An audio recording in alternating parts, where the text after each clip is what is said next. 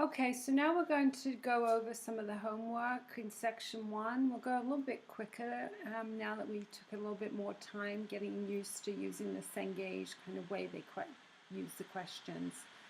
All right, so chapter 22 is a brief overview of just some of the ideas, concepts that are used in economics. Two of the prevalent ideas in this particular set of questions are centering on the idea of what's called asymmetric information and the idea of moral hazard. So asymmetric information is just simply where one person has more information than another person. And the other one is a moral hazard problem. And this is a situation that can take place when people don't really know whether or not or how a person may or may not behave in certain situations. So you can end up getting what we consider to be unintended consequences. And the moral hazard problem, or these unintended consequences that can take place, are often more likely to take place when asymmetric information is a problem. So asymmetric information and moral hazard pretty much go oftentimes hand in hand in economics. So this is saying if we go ahead and have people pay security deposits when we rent out our apartment, that let's say we rent out, why are we doing that? What are we trying to limit in regards to this idea of moral hazard? So the first part says, it increases the likelihood that a tenant will take care of the property. So that's saying that if we have them pay a security deposit, we as the landlord are thinking that by doing that, the tenant or the person that will be renting from us is going to hopefully take care of the property because they want to get the security deposit back when they leave. And the second one says, it increases the likelihood that the landlord will take care of the property.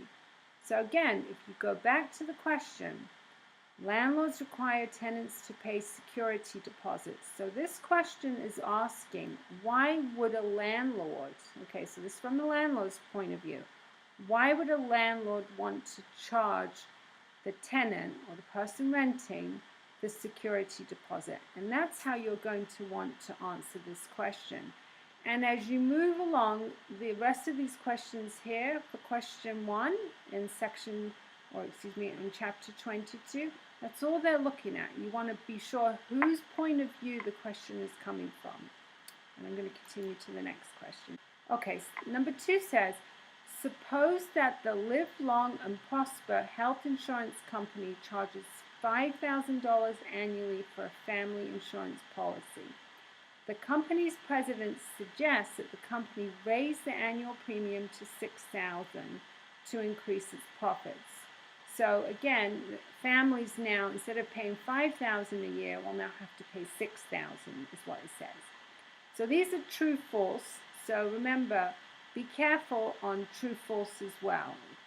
So it says, is this following statement, is it true or is it false? So if the firm follows this suggestion, meaning they're now going to charge people an extra $1,000 for this insurance policy, individuals who are relatively healthy but didn't have insurance before will now purchase coverage.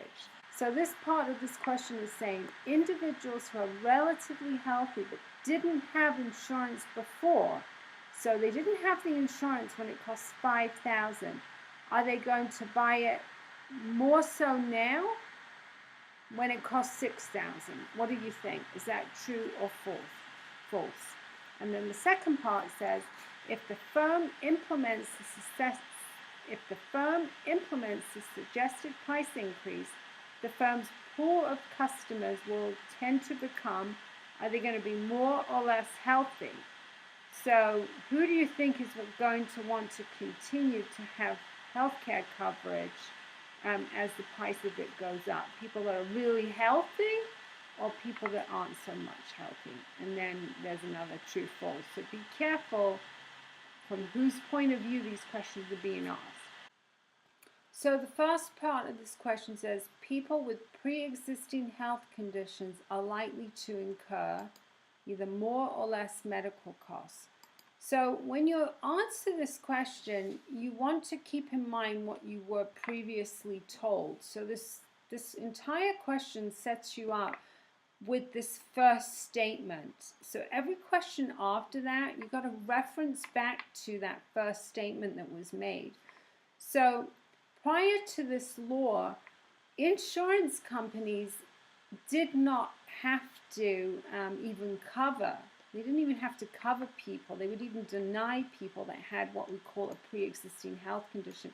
They would say, okay, you have a heart problem, we're not going to cover you because it was pre-existing. The Obamacare insurance plan outlawed that and said, no, if you're an insurance company, you are going to have to cover this person. So with that thought in mind, what do you think happened to the costs to people that had a pre-existing?